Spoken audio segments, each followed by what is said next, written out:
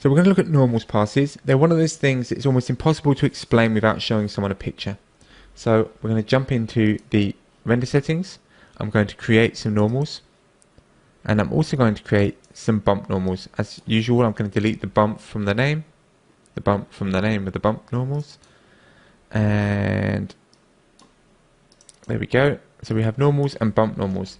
Now we are in a utility layer, so we actually don't really need them in the master layer. So we're in a utility layer, so we can render quite quickly, and we will look at the normals, and we'll look at all the channels. Now when you see the RGB of the normals, they just look like crazy funky colors. When you look at them individually, they make more sense. So you can see the red channel is everything to the left of camera is bright, everything to the left of camera is red, everything to the right of camera is dark. The green channel, viewed alone, shows everything facing above the camera, facing upwards, is going to be bright. Everything below the camera, facing downwards, is dark.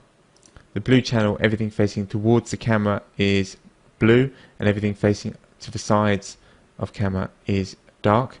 Obviously everything facing away from the camera is not visible, but it would be black completely. When you combine them you get the funky colours, but individually we can use them as mattes. Bump normals are almost identical, except where we have a bump map as we do in the plant, and that bump map then means that those are bumped so that these are facing a bit, some bits are facing more left, some bits are facing more right, some bits are pointing more up, some bits are pointing more down, some bits are pointing more towards the camera, and some bits are pointing away. So the bump normals, if there are no bump maps, will look just like your other normals, and if you have bump maps, they'll look different. Now, if we create a denoiser element, which remember is nothing to do with creating normals, it's just a way to remove some noise from our grain, it actually uses normals in order to generate the denoise. The normals that it generates are world normals. So the normals we've seen here are relating to whether things are facing left or right of camera.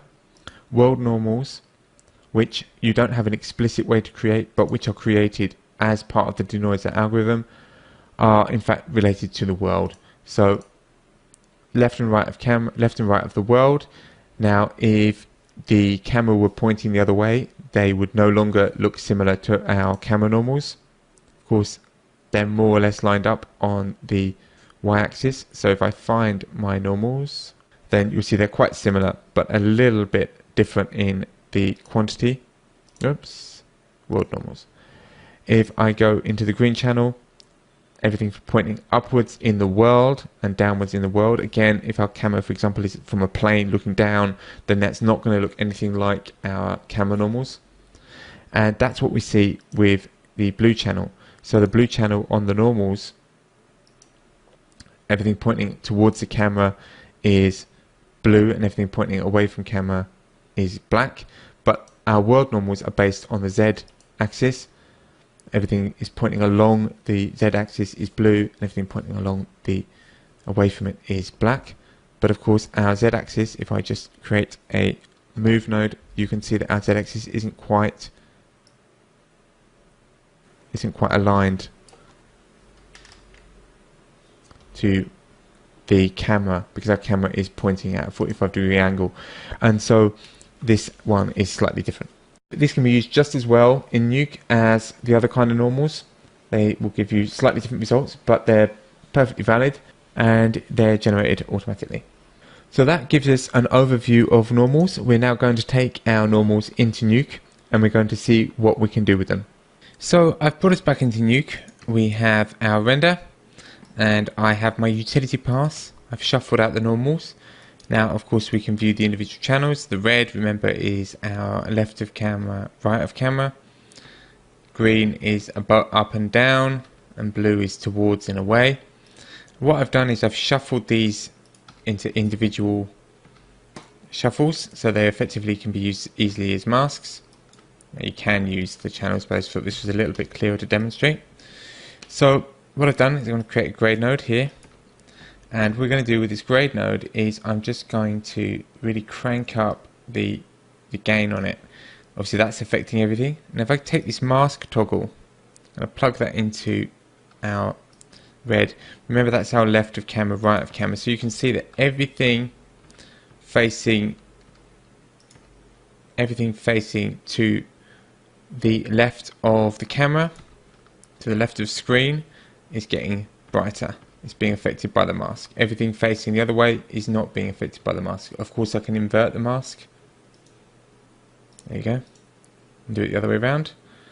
And I can change it now and use the up and down. So everything facing up gets a lot brighter. Everything, or invert it, and everything facing down gets a lot brighter. And I can do the same with the blue channel. So everything facing towards the camera gets a lot brighter, or everything facing away from the camera gets a lot brighter. Now this is not, this is not really correct lighting, but you can see you've already got some kind of way of controlling the color correction, of creating some interesting effects just using the normal passes. But if we want to add lights and do something a little bit more interesting, we need some awareness of the position of the objects in space. So that's what we're going to look at next with P-World passes.